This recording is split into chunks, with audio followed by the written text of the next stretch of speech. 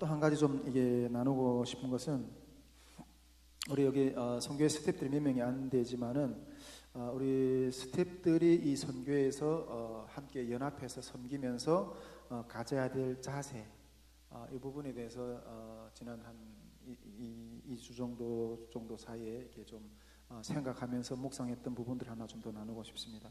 우리 선교회 이 스태프들이 연합해서 같이 섬겨야 될 자세 중에서 다 가장 마음에 우리가 앞에서도 우리 이때까지 좀 그런 어떤 스태프들이 어떤 마음과 자세를 가지고 연합해서 가야 되는가 이런 이야기들을 전에도 종종 하긴 했지만은 오늘은 좀 이런 생각을 좀 하고 싶다는 생각이 들어요.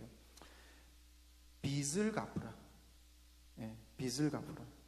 오늘 그 사도 바울이 이렇게 말하죠. 내가 헬라인이나 야만인이나 내가 다 빚진 자라고 했죠. 무슨 빚을 졌어요? 복음의 빚을 진 거예요. 복음의 빚을.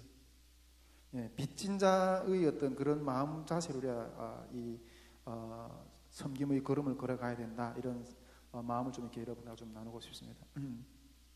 우리 선교회는 또 우리 앞으로도 하나님께서 계속해서 이렇게 협력할 스태프들 보내주시겠지만은 처음부터 이렇게 자원봉사, 자원봉사라는 어떤 그런 이 자세를 가지고 이렇게 섬기려고 하는 어떤 그런 이렇게 원칙을 정하고 이렇게 가고 있습니다. 근데 이게 내가 어디 가서 자원봉사를 하려면 자원봉사는 솔직히 우리가 어떤 에너지를 우리가 노동력을 이렇게 어디다 이렇게 투하하게 되면 그 노동력에 대한 대가를 받는 건 당연한 거거든요. 근데 내가 만약 이쪽에다가 어떤 그런 노동력을 쏟게 되면 그 노동력에 만한 대가를 받아야 되고 그 대가를 가지고 우리는 생활을 하게 되는 거예요. 예. 그런데 이거는 대가가 없는 어떤 노동력을 대가 없이 그냥 이렇게 드리는 어떤 그런 부분인 거죠. 우리가 사역하는 사람들이 사역한다고 해서 공기만 먹고 사는 건 아니잖아요.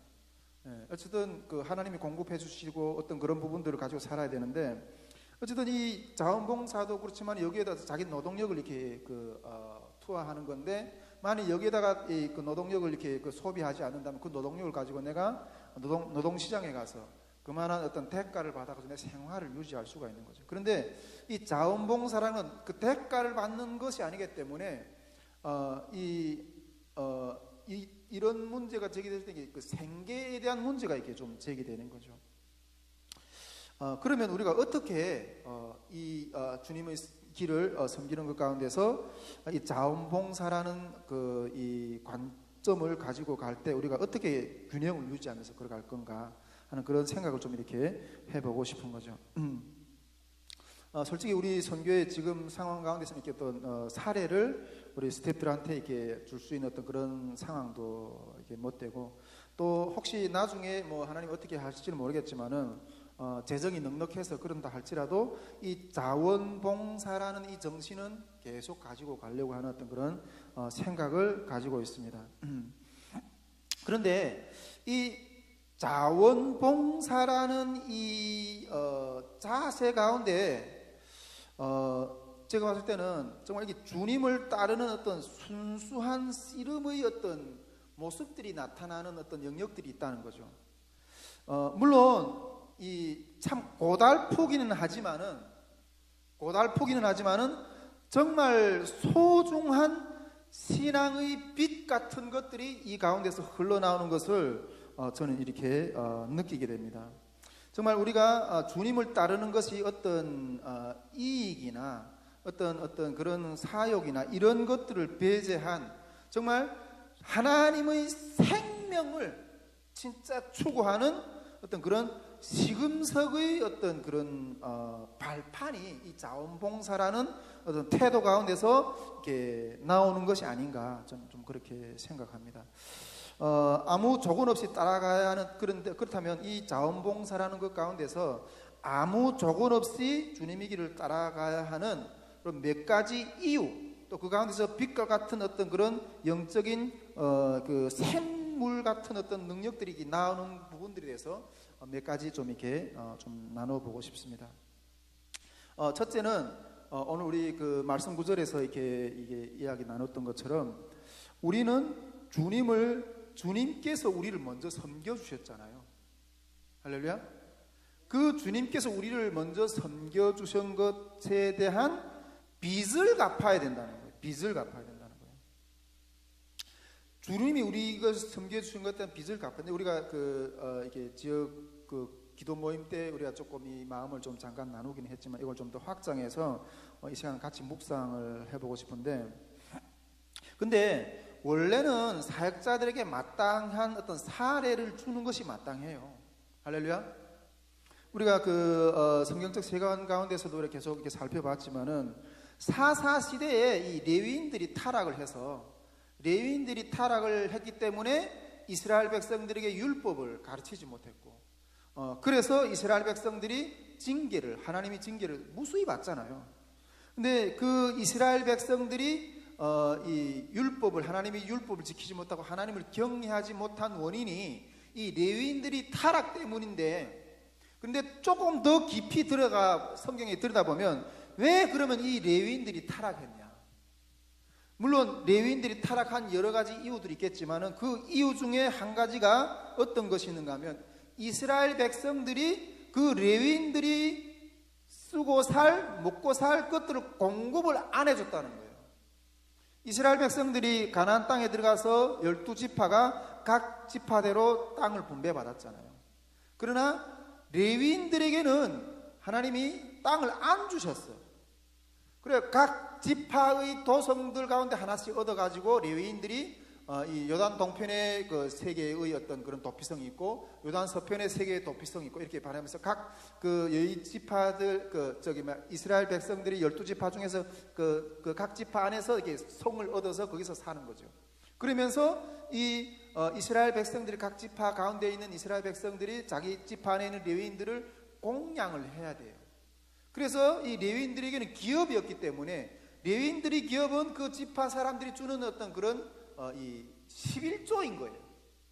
그 11조를 드려야지 이 레위인들이 그걸로 생활을 하면서 이스라엘 백성들을 이렇게 율법으로 교육을 하는 거죠. 그런데 이 이스라엘 백성들이 레위인들을 공양하지 않았다는 거예요. 레위인들을 공양 안 하면 레위인들이 뭐 먹고 살아요? 네. 레위인들이 그러니까 자기 율법의 어떤 그런 것들을 교육을 할 수 있는 어떤 그런 부분들을 상당히 상실하게 되는 거죠. 예. 제가 이게 북한에서도 보니까, 이게 북한의 90년대 초반에 이 경제적인 어려움이 확 시작되면서 보니까, 제가 같이 이렇게 학교 때 이렇게 우리를 가르쳤던 선생이 장마당에나 앉아 있는 거예요. 장마당에 앉아서 이게 장사를 하고 앉아 있더라고. 이 국가에서 배급을 못 주니까 학교 선생들이 학교에 나갈 수가 없는 거예요. 그래서 나가서 생활전선에 뛰어들어. 그러면 북한 주민들이 자녀들은 누가 키워요? 학교에서 누가 가르쳐요? 그런 것처럼 우리 교육자들, 목회자들, 특히 성경에서는 이게 구약 성경에 쓰는 이렇게 레위인들, 백성들이 봉양할 의무가 있다는 거예요. 부양할 의무가 있다는 거예요. 예. 근데 이때까지는 제가 좀 그런 마인드 가운데 많이 살았어요. 마인드 가운데 레위인이라는, 성직자라는 어떤 그런 영역에서 딱 국한돼서 많이 살았는데, 전에도 이렇게 누누이 이야기했지만은, 제가 요즘에는 이 조금 새로운 영역에 좀 도전을 해보자 하는 어떤 그런 생각을 좀 가지고 있거든요. 이 수도원적인 신앙, 수도원적인 신앙이 아니라 세상 속에서의 신앙을 좀 한번 도전해보자, 이런 생각을 좀 가지고 있어요. 어떤 면에서 보면 이 목회자들, 이런 이게 사역자들, 물론 다 그런 건 아니지만 대부분은 다 이게 영세 사역자들이잖아요. 큰 교회나 이런 교회 사역자들이나 이렇게 교회들이 사례도 이렇게 넉넉하게 하고 자녀들이 어떤 그런 것들도 이렇게 보장해주고 이러는데, 대부분은 영세 사역자들이죠. 그런데 어쨌든 이 사역자들이 생활하면서 그냥 딱 이렇게 물론 교회 안에서의 어떤 이게 사역자들이 하는 활동도 만만치는 않아요. 예, 만만치는 않아요. 그런데 제가 봤을 때는 어떤 면에서는 이 성직 그룹하고 이 세상에서 그 막 부딪히면서 살아가는 그 성도들이 어떤 신앙의 영역은 좀 갭이 있다는 생각이 좀 들어요. 갭이 있다는 생각. 전에도 이렇게 그냥 가면서 그래도 사역자들은 저기 주일에 뭘 사용하지만은 주일에 이렇게 와서 뭐 섬기고 뭐 월요일도 쉬고 또 뭐 주일 중에 뭐 좀 쉬는 어떤 그런 여유도 있고 이러는데 일반 성도들은 한 주에 끝 나가서 사회 나가 일을 하고 나가 일을 가정생활하고 주말도 교회 와서 열심히 막 정신을 쉬는 시간이 없다는 성도들은 어떤 그러면서 그 가운데 어떤 갭을 느끼는 그러니까 일반 성도들이 이 성직자들이 사역자들이 성도들이 그 심정을 이해를 못한다. 이런 소리들을 좀 많이 들었거든요.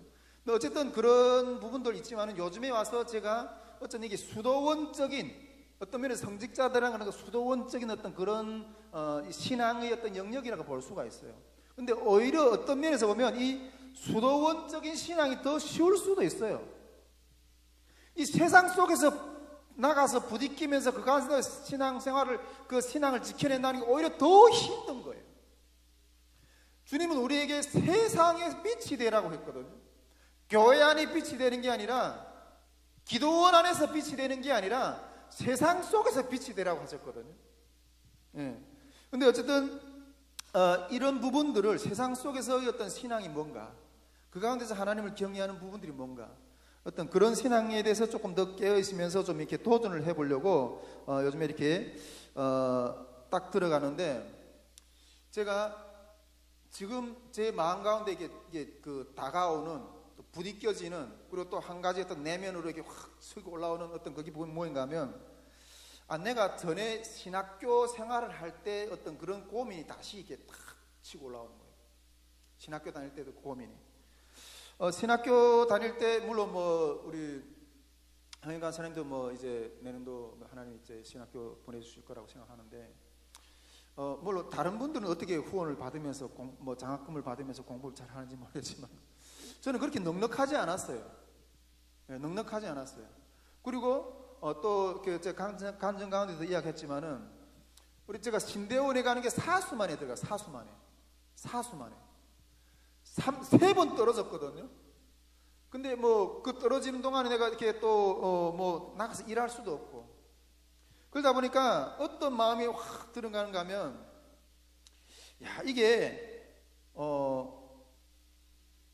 내가 만일 이 사역을 길을 걸어가는 데 있어서 이 물질적인 부분들이 공급이 안 된다면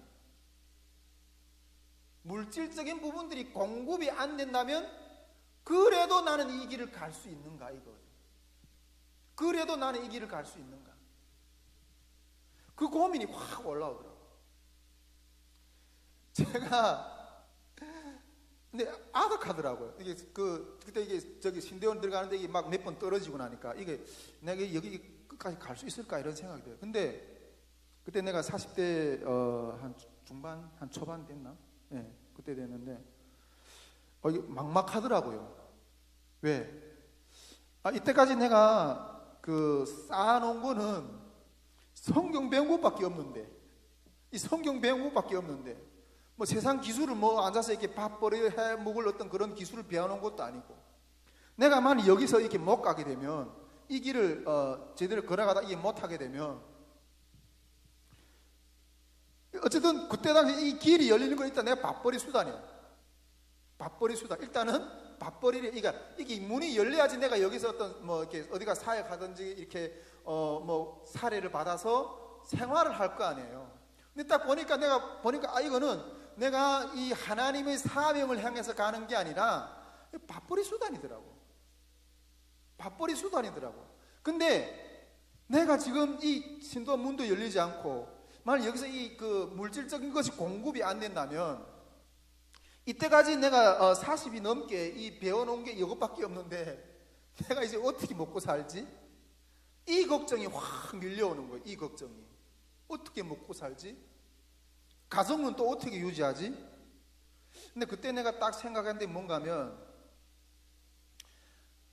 네 앞에 먹을 게 없어. 너를 봉양해 너를 이렇게 생계를 유지할 수 있는 어떤 그런 조건이 안 돼. 그럼에도 불구하고 이 길을 갈래? 그럼에도 불구하고 여기를 갈래? 그게 딱 도전이 되는 거예요. 그럼에도 불구하고 가겠다고 하면 그거는 사명인 거예요. 할렐루야. 이거 내가 못 가겠다. 이렇게 딱 돌아서고 보니까 근데 못 가겠다 하면 그거는 사명이 아닌 거예요. 나는 그때까지 뭐 사명을 위해서 외친다고 정말 북한 선교의 어떤 그걸 위해서 내가 확 이렇게 뭐 부르짖는다고 했는데 그 본질적인 현실적인 문제 앞에 딱 들으니까 이 갈등이 생기는 거예요. 내가 여기를 갈 수 있을까?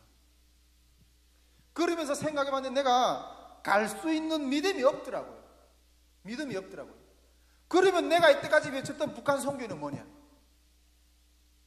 그것은 북한에서 태어났기 때문에 북한이 그 처참한 현실들을 보아왔기 때문에 그것에 대한 그냥 국률한 마음을 가지고 그냥 NGO 운동을 하고 있는 거예요. 그 사명 앞에서 그 앞에서 그냥 주춤하게 되더라고요. 그때 내가 내 앞에 무화과나무에 열매가 없고 우리의 양떼가 없고 포도나무에 열매가 없으리라 할 때 내가 구원이 여호와로 기뻐하리로다. 이 고백을 부르면서 내가 굶어 죽더라도 내가 가겠다. 이것이 마음 가운데 일어나면 그것은 진짜 사명이라는 거예요. 제가 신학교 때 그 고민을 했다니까요. 근데 요즘에 수도원적인 신앙이 아니라 이 세상 속에서의 빛, 세상 속에서 일반 성도들이 몸부림치는 어떤 그 마음, 그 가운데서 신앙의 어떤 모습에 대해 다시 도전하려고 나가려고 하니까 그 신학교 때 했던 이 고민이 다시 한번 확 치고 올라오는 거예요. 확 치고 올라오는 거예요. 다시 한번 확 치고 올라오는 거예요. 근데 보니까 내가 그렇게 하려면 내가 일을 해야 되거든요. 일을 해야 되거든요. 그러면 하나님이 주신 사명을 뭐 어떻게 해야 하는데? 일도 내가 내 생계도 스스로 유지해야 되지만은 하나님이 그것보다 더 중요한 하나님의 사명이거든. 아니 내가 생계를 책임지자니 하나님 일을 하기 어렵고 하나님이 일을 하자니 그것만 집중하자니 그냥 수도원적인 신앙으로 하면 그냥 머물러 있어야 되는 거고 이 갈등이 다시 오는 거예요. 제가 전에는 이 목회자의 이중직에 대해서 상당히 비판적이었어요.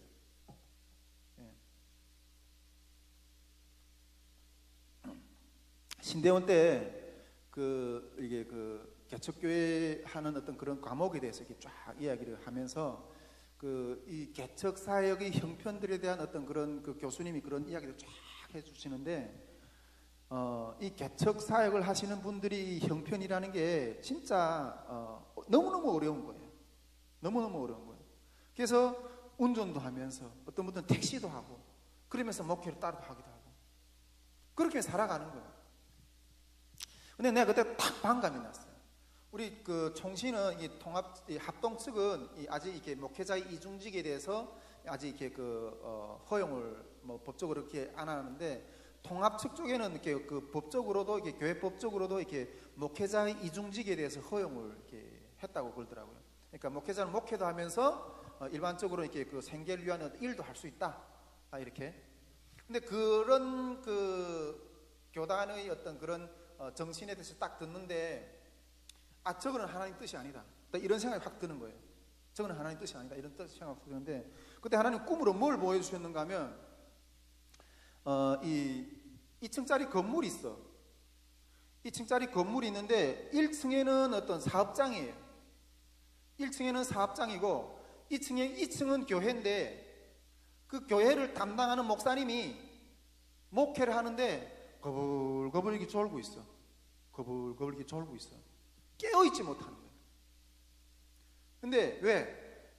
교회를 유지하자 보니 재정이 있어야 되고, 재정을 또 충당하려고 보니 일을 하고, 일을 하려고 보니 육체가 피곤하고, 육체가 피곤하다 보니까 교회를 제대로 이렇게 운영할 수가 없는 거예요. 영혼들이 어떤 본질적인 문제를 붙들고 몸부림치면서 이렇게 집중할 수가 없는 거예요.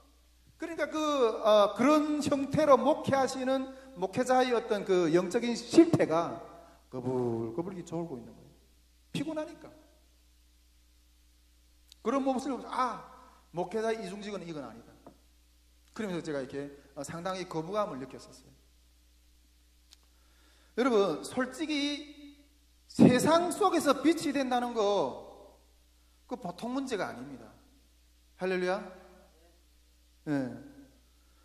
그럼에도 불구하고 이러한 세상 속에서 정말 생계를 위한 어떤 투쟁도 해야 되고, 그 가운데서 어떤 신앙에 대한 어떤 헌신도 해야 되고, 그럼에도 불구하고 이러한 부담 가운데서 또 주님을 따라간다고 하는 문제가 어떤 부분인가 하는 거죠. 주님을 따라간다는 거. 그런데 물론 세상 살아가는 것도 힘들고, 그 안에서 이렇게 그 신앙인으로서의 어떤 그런 빛을 발하려고 이렇게 한다는 것도 쉽지 않고, 그러면서 이렇게 하지만은, 그러면서 이게 막 정신이 없는 것처럼, 혼미한 것처럼 이렇게 보이지만은, 그래서 내가 여기를 좀 내려놓을까? 주님을 따라가는 걸 조금 행보를 조금 늦출까? 어차피 일단 내가 먼저 좀 살아야 되지 않냐? 콧구멍이 포도청인데 일단 내가 이렇게 그런 것들을 좀 해결해야 되지 않냐? 이렇게 하면서 내가 마음에 좀 이게 주춤한다고 하는 어떤 그런 상태, 이런 상태에다가 나는 이런 질문 하나 던지고 싶은 거예요. 이런 질문을 하나 던지고 싶은 거예요. 만일 당신이 그런 피곤한 것 가운데, 삶이 투쟁 가운데 피곤한 것 가운데 그 마음이 주춤주춤한다면, 아직도 주님이 구원이 얼마나 엄청난 것이었다는 것에 대한 어떤 그런 충격의 감정이 무디다는 거예요. 할렐루야. 여러분, 우리가 물에 빠진 사람 하나 구해줬어. 제가 그 북한에 한국에 들어올 때 그 우리 할머니들하고 같이 그 국경을 넘으면서 그 캄보디아 국경을 이렇게 그 베트남에서 캄보디아 국경을 넘어서 캄보디아를 통해서 또 이렇게 태국을 거쳐서 들어오는 어떤 루트가 있거든요. 근데 그 캄보디아 국경을 걸어가는 온 밤을 걸어가요. 이게 진펄길을 걸어가거든요. 아침에 이러고 온 몸이 그냥 다 옷이 다 그냥 진흙탕을. 우리 황영 간사님 어디 쪽으로 왔어요? 태국으로 왔어요? 근데 그게 진펄길에 이게 그 늪이 있잖아요. 늪이. 그런 늪도 있거든요. 거기 빠지면 죽어요.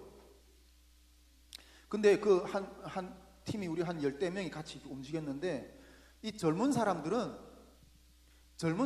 혼자 살겠다고 꼬부다면서 따라가는 거예요. 근데 뒤에 할머니들, 애들이 있는데 어떻게 하겠어? 나는 저도 이렇게 몸이 불편한 사람인데, 가다가 할머니가 이게 그 늪에 빠졌어. 구덩이 쫙 빠져. 삼촌! 그 손녀가 삼촌! 우리 할머니 살려달라고! 막 이러는 거야. 그래서 그 머리끄대를 잡아서 내가 끌어냈어. 머리끄대를 잡아가서. 그래서 이게 할머니들은 이게 업고, 이게 어깨를 굽고, 그러면 온 밤 걷고 왔어. 그래서 그 할머니는 내가 한국에 와서 말을 그렇게 외워요. 진짜 이게, 우리, 누구 하면서, 옛날 내 이름 부르면서, 맨날 외워, 맨날 외워. 여러분, 물에 빠진 사람을 한번 구해주면 그 평생 은인인 거예요. 자기 생명을 구해준 건데 보답하지 않겠어요? 여러분, 밥 한 끼 어디 가서 얻어 먹어도 아무리 정말 이게 정말 어려울 때 밥 한 끼 정말 대접해 준 사람, 밥 한 끼 신세도 평생 갚는다고 하는데, 물에 빠진 사람 건져주면 그 은혜를 평생 갚아 생명을 구해줬는데, 여러분, 우리가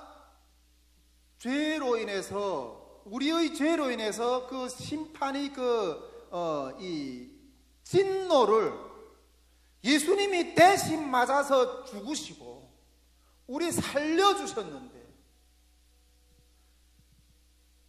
그 감격이, 이게 정말 이게 얼마나 이게 큰 은혜인가 하는 것들에 대한 이 감격이 없나요?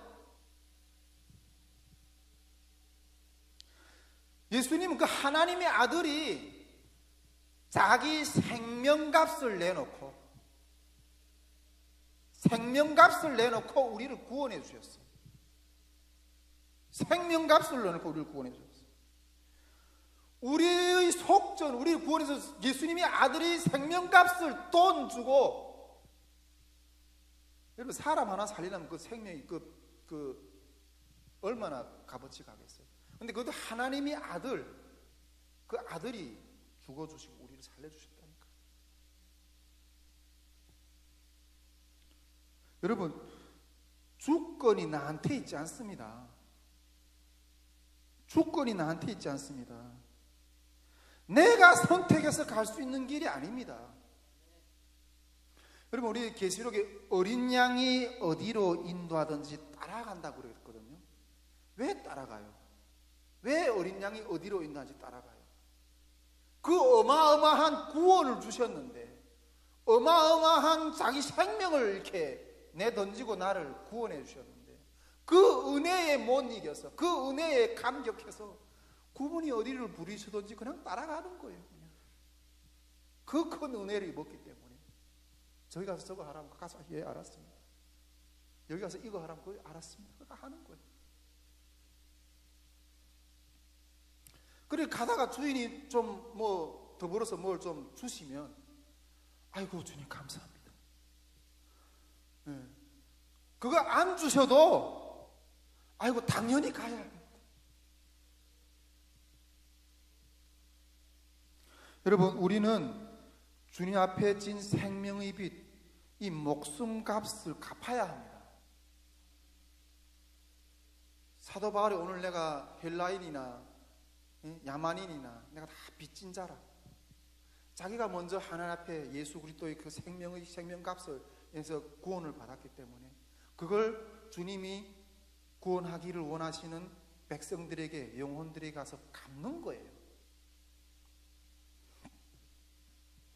우리 스태프들 가운데 이 자원봉사라는 형태로 인해서 이게 마음이 좀 많이 부담이 되는 어떤 영역들이 있을 거라고 저는 생각합니다. 그리고 언제까지 이 선교의 지체로서 머물러 있을지에 대해서도 고민을 할 수 있는 생각도 할 수 있을 거라고 생각합니다. 그러나 한 가지 권면해 드리고 싶은 말은 주님 앞에 빚을 갚으세요. 빚을 갚으세요. 여러분, 빚을 갚아야 합니다. 김주한 목사의 어떤 목회를 돕는다는 생각하지 마세요. 그것이 어디든 내가 하나님 앞에 빚을 갚는다는 자세로 가셔야 됩니다. 오늘 내가 이 다이시무메톨 선교회를 하는데 와서 김주한 목사의 어떤 목회를 도와주는 게 아니라 하나님 앞에 진 내 빚을 갚는 거예요. 내일에 하나님이 또 어디 가서 나를 인도하시든지 간에 하나님 앞에 내 빚을 갚는 거예요. 저는 우리 그 성도의 견인을 믿거든요. 특히 우리 그 보수교단에는 이 견인교리를 믿어요. 견인교리를. 할렐루야. 네. 근데 일반적으로 이게 그 자유주의신학이나 이런 것들에 대해서 이런 쪽에서는 그 인간이 자유의지를 강조하면서 내가 동의해야지만이 주님이 그 요청에 내가 동의해야지만이 어떤 따라갈 수 있다, 이렇게 그런 쪽으로 많이 이렇게 해석을 하는데, 우리 보수교단은 견인교리를 믿습니다. 여러분, 이 길은 우리 주님이 우리를 견인해 주지 않으시면 끝까지 갈 수가 없어요. 아까서 내가 이야기했지만은 세상 속에서 그 육신이 어떤 그 생계를 위한 어떤 그런 몸부림도 해야 되고, 신앙 안에서 빛을 해야 되고, 그럼 맨날 저도 그래요. 뭐 계속 지난주에도 이야기했지만 맨날 주님하고 딜을 하는 거예요. 딜을 계속 뒤로 물러나고 싶고, 빠지고 싶고, 한 발 빼고 싶고. 그런데 맨날 주님하고 그런 밀당을 하는 거예요. 밀당을 그냥 당겼다 주권이 내한테 있는 것처럼. 여러분 이런 상태에서 구원이 어떤 형성의 어떤 그런 내용이 깊이가 끝까지 유지될 수가 없다는 거죠. 아무 조건 없이 따라갈 수 있는 것은 하나님의 그 어마어마한 구원의 어떤 그런 어떤 영역이 있기 때문에, 그 영역이 있기 때문에 그냥 따라가는 거예요. 할렐루야. 여러분 복음 앞에 나를 벌거벗고 한번 노출시켜 보세요. 여기에는 그 스스로 의지로 이걸 따라갈 수 있는지 없는지 한번 시험해 보세요. 이 주님의 어떤 큰 생명의 빚을 졌기 때문에 그 가운데서 그냥 제가 말할 때 그냥 노예 의지나 마찬가지. 그 안에서 어떤 내가 뭐 이렇게 뭔가 주님과 뭐 어떤 딜을 해서 밀당을 해서 땡기고 살기 그런 영역이 아니라니까요. 큰 은혜가 나를 덮였기 때문에 저는 그렇게 생각합니다.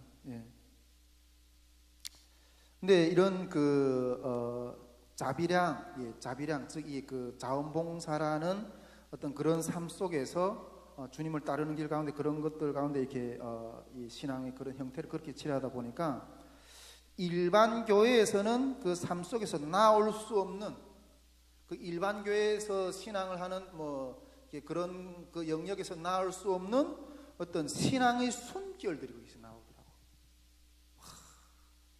신앙의 숨결들이 일반 교회에서는 두를 수 없는 신앙의 어떤 그 따름의 자세, 감정, 승리, 사랑, 영혼 구원의 본질이 이러한 자세로 따라가는 길 속에서 그런 모습들이 이렇게 흘러나오는 것들을 볼 수 있게 된다는 거죠.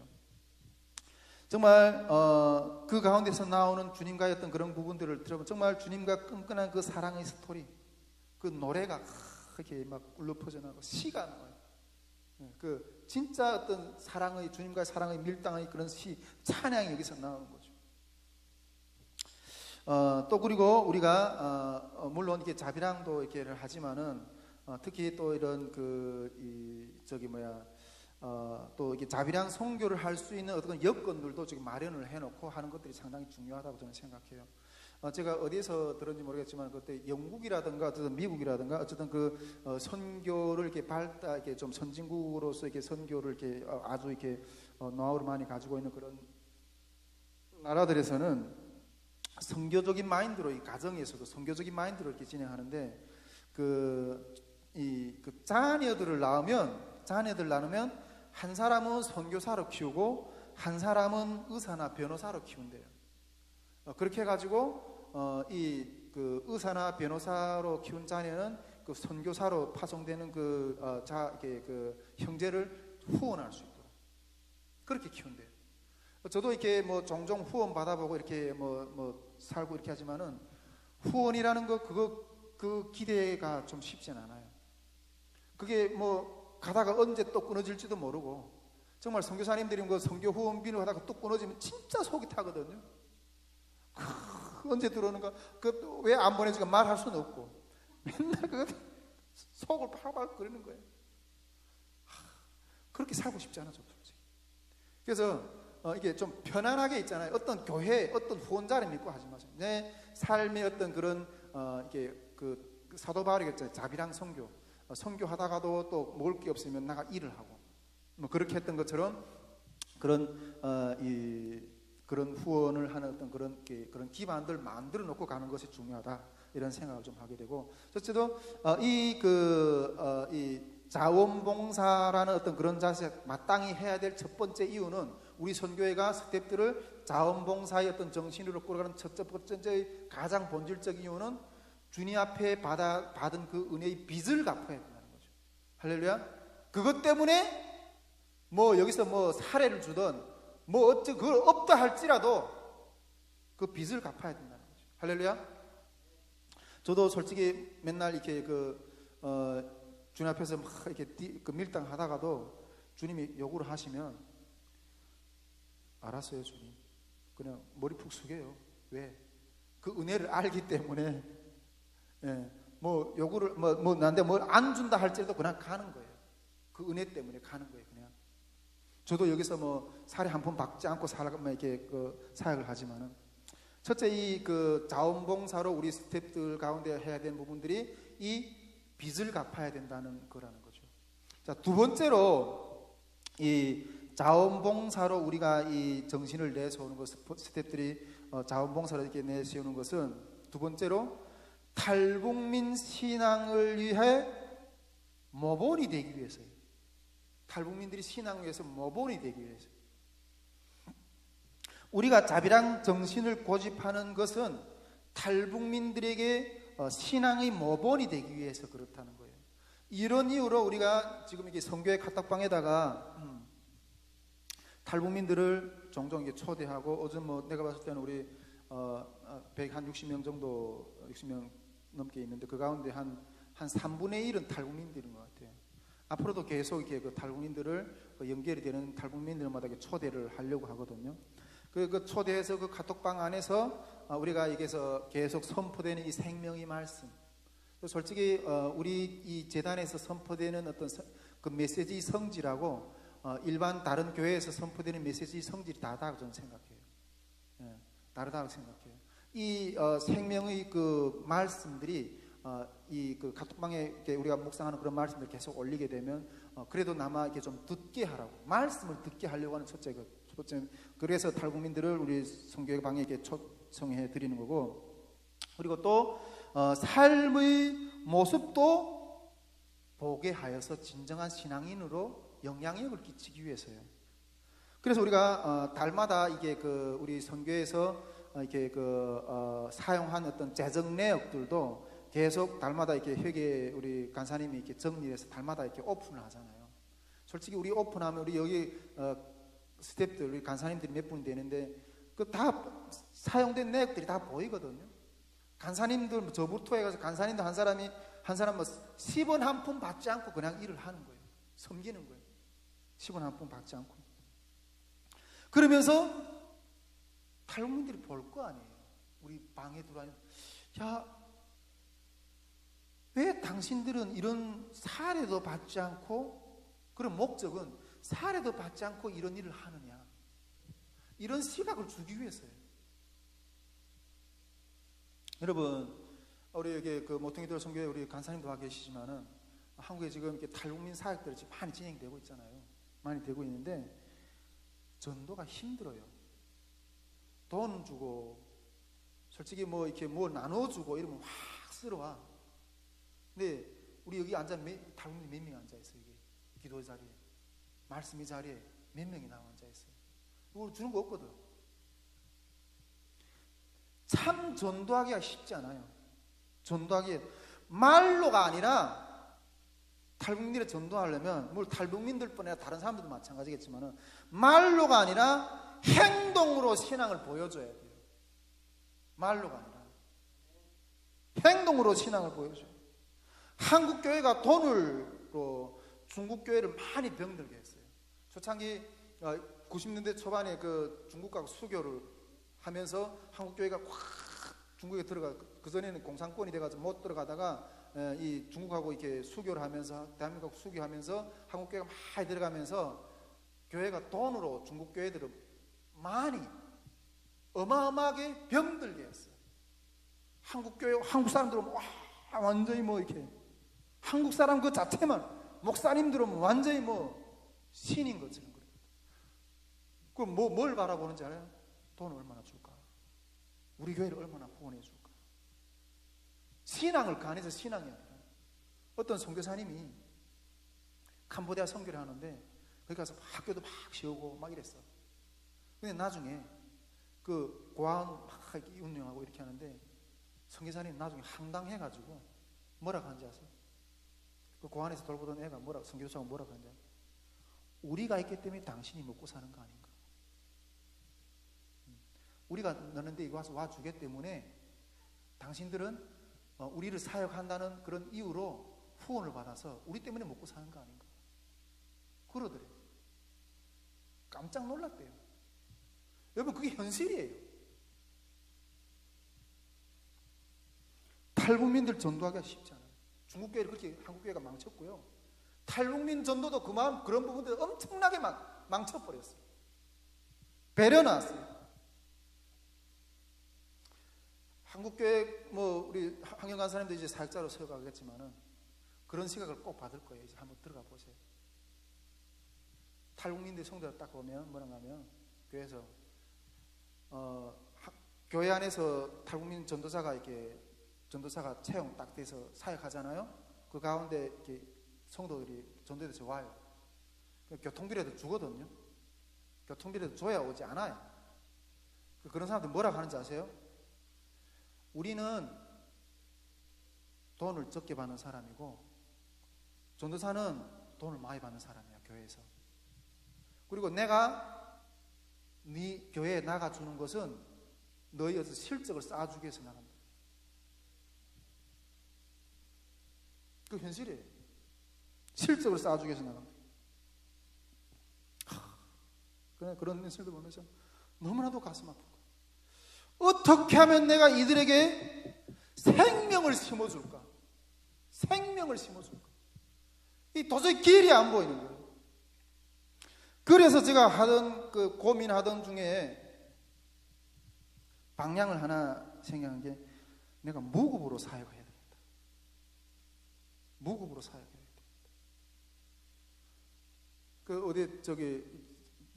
우리 성교회 기도회 시작하기 전에 다른 교회에서도 또 청년부 와서 맡아달라 이렇게 하는 거 다 내려놓고 그냥 무급으로 사역해야 되겠다. 그 결단한 거예요. 제가 사례를 받지 않고 그냥 사역. 그리고 또 나가 한 단계 더 치고 들어오는 거예요. 어떤 걸 치고 들어오는가 하면, 제가 전에도 선포했지만 강사비도 제가 안 받아요. 나가 외부 강의하잖아요. 강사비를 내가 이거 안 받겠다고 하니까 그냥 무료로 하겠다고, 주님 주신 걸 그냥 받아 이렇게 하겠다. 이거는 책정된 게 받아야 된다고. 그래서 그런 것들을 받으면 주님이 쓰시기 원하는 대로 그냥 이렇게 흘러보내요. 왜? 탈북민이 또 굴더라고. 목사님들은 그래도 여기저기서 많이 받지 않냐고. 여기저기서 많이 받지 않냐고. 자기네는 그렇게 목사님들이 이렇게 강단에서 막 이렇게 하니까 멋있어 보여서 막 후원 많이 한다는 거예요. 자기들보다 도움을 많이 받는다는 거예요. 그래서 그것까지 내려놓게 했어요. 그것까지 내려놓고 탈북민 평신들하고 똑같은 조건 안에서 그냥 서가지고 신앙의 경주를 하려고 그 조건 안에서 내려놓는.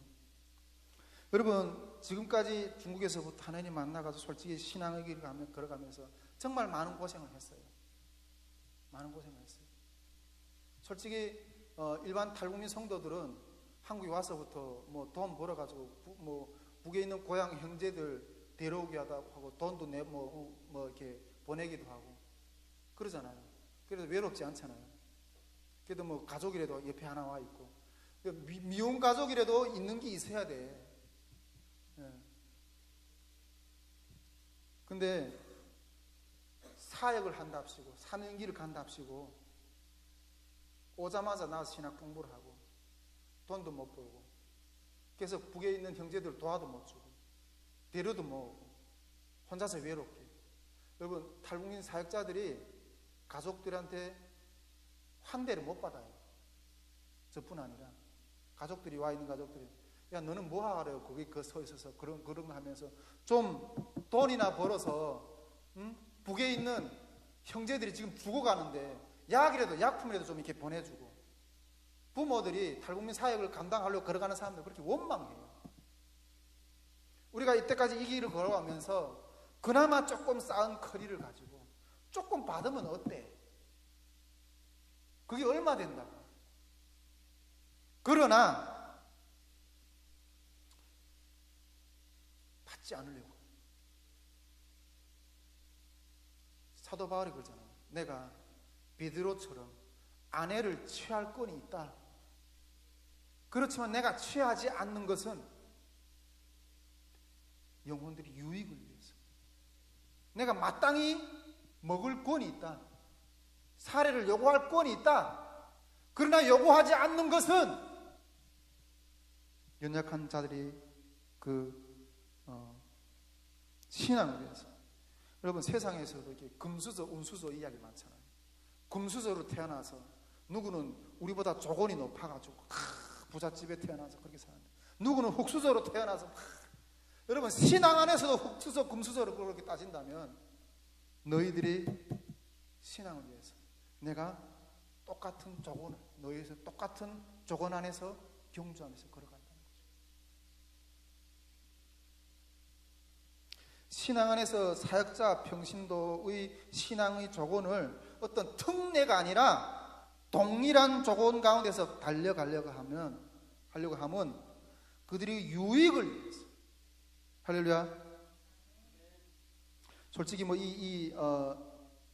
목회를 하고 이런 같은 것들을 이제까지 쌓아왔던 어떤 커리들을 돈벌이 수단으로 이렇게 생각한다면 이런 내려놓음을 할 수가 없을 거예요. 여러분, 주님이 먼저 그러셨잖아요. 주님이 그 하늘 보좌를, 그 어마어마한 화려한 보좌를 내려놓고 이 땅에 천하디 천한 우리에게 내려와서 조건을 동일하게 우리하고 같이. 여러분, 주님처럼 우리보다, 여러분, 적어도 태어나서 우리가 말구유에서는 태어나지 않았었잖아요. 우리가 이 땅에 제일 밑바닥에 내려간 인생이면 주님처럼 그 밑바닥에 내려간 인생이 어디에 있어요? 말구에서 태어났다니까. 그래서 주님이 말씀하시잖아요. 우리의 질고를 안다. 주님이 우리에게 그렇게 행하셨잖아요.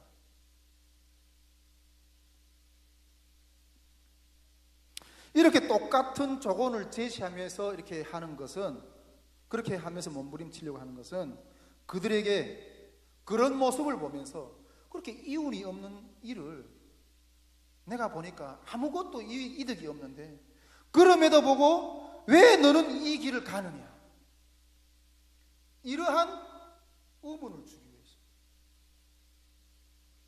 여러분, 우리 행동으로 전도를 해야 됩니다. 우리의 삶으로 전도를 해야 됩니다.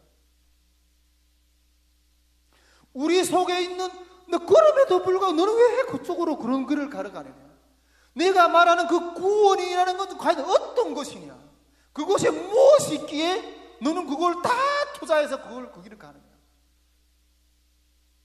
그러면서 아무것도 없는 것처럼 보이는데 너는 그렇게 즐거워하고, 너는 그렇게 소망이 넘쳐하고, 왜 너희 가운데는 그 빛이 뭐냐.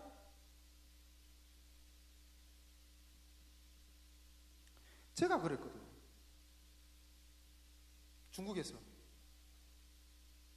아니, 제가 세상에서 제일 아름다워 보이는 그 가정, 다른 건 다 가지고 싶지 않아. 그 행복한 가정 하나 이루고 싶었어. 그런데 신부님들, 숙녀님들은, 아니, 그 예수란 사람이 과연 무엇이기에 그 소중한 가정도 다 포기하고 그 사람을 섬기느냐. 그게 의문스러웠다니까. 그래서 그 가운데서 그들을, 그런 우물을 추가다 주님을 만난 거죠.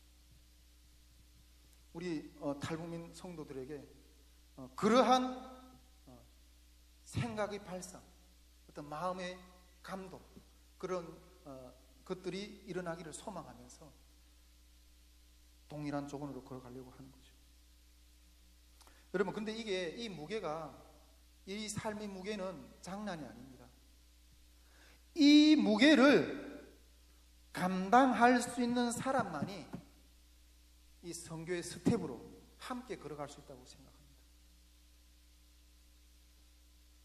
그래서 자비랑으로 가는 거예요. 자비랑으로 가는